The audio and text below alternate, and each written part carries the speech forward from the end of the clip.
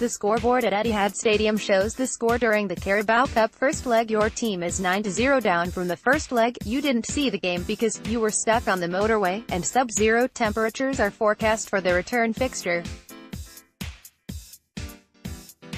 For Burton Albion fans who will see their team host Manchester City in the Carabao Cup semi-final on Wednesday, there is an obvious question: why are you still going? Because we always have, says Albion fan Anton Williams, who reckons he has missed 20 games in 15 years.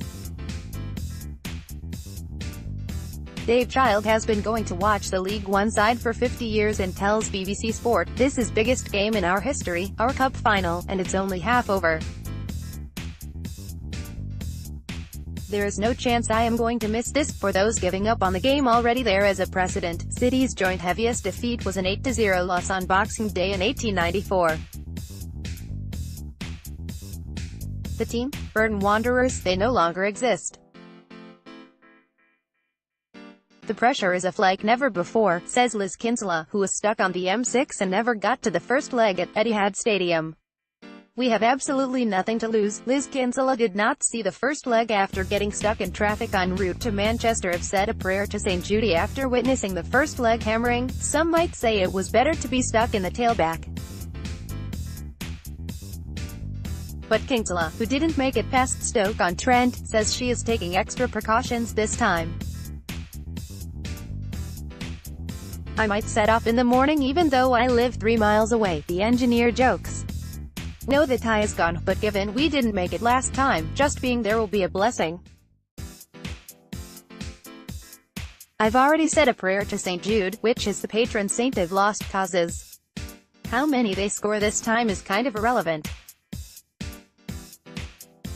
I've never seen a game where we lost 9-0, but it was a mark of respect that Pep Guardiola put out a full team against us and they didn't take their foot off the gas.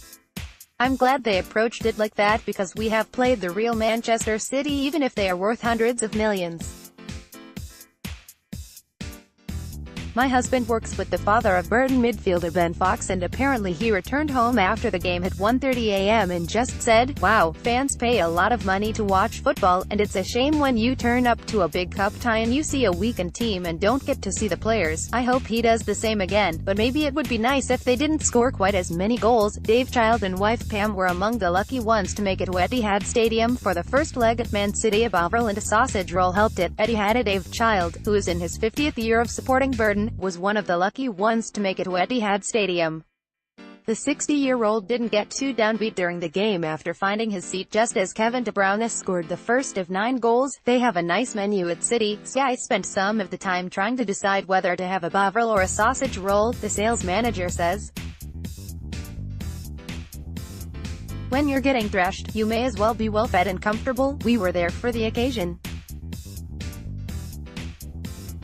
We are always happy to sing, revel in the day out, and we've been used to doing that in recent years. The inevitable question will be about the score on Wednesday. We drew 2-2 with Doncaster on Saturday, and Brewers Academy graduate John Brayford scored twice, his first goals in nearly 3 years, which is a minor miracle in itself. So my prediction is Brayford to score and Burton Albion to win 1-0. I'm slightly worried we might get a battering, but I can't miss it. How many times are we going to play a world-class team like Manchester City or see Pep Guardiola and Kevin De Bruyne at the Pirelli? I've been going since Dad took me down as a boy, and funnily enough I was interested in soup and sausage rolls even then." Anton Williams has seen all Burton's big games and says it's clubs full of fairy tales. We are a club of fairy tales, as Anton Williams is within walking distance of Burton's ground, so there is no chance of him getting stuck in traffic en route to the game. He has been watching Brewers games, home and away, every year, for 25 years, and says City might come unstuck at the tightly packed Pirelli Stadium, which holds 6,900 fans, a capacity lower than that of City's Academy Stadium. "Players don't like playing with the crowd on top of them," he says. There is no real distance between us and them. They will find it very difficult to play the football they like. Just getting this far is the biggest achievement in the club's history, so every fan there on Wednesday will be proud and willing to do their bit. We are a family-oriented club and the club has never changed its ethos since we were in non-league, which was only 10 seasons ago. For example, we've stuck with same kit supplier, a local firm, for over 20 years. We've been to the dizzy heights of championship, and our position in League One is a massive achievement based on our budget and how long we've been going for. We are a club of fairy tales and we've done it without spending millions.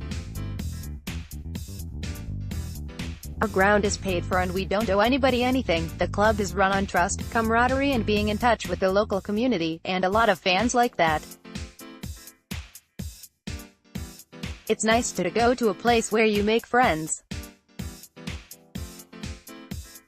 We don't expect to win on Wednesday, but if we can get a goal that would be great for everybody. By competing against a team like Manchester City in a major semi-final, the dream has already come true.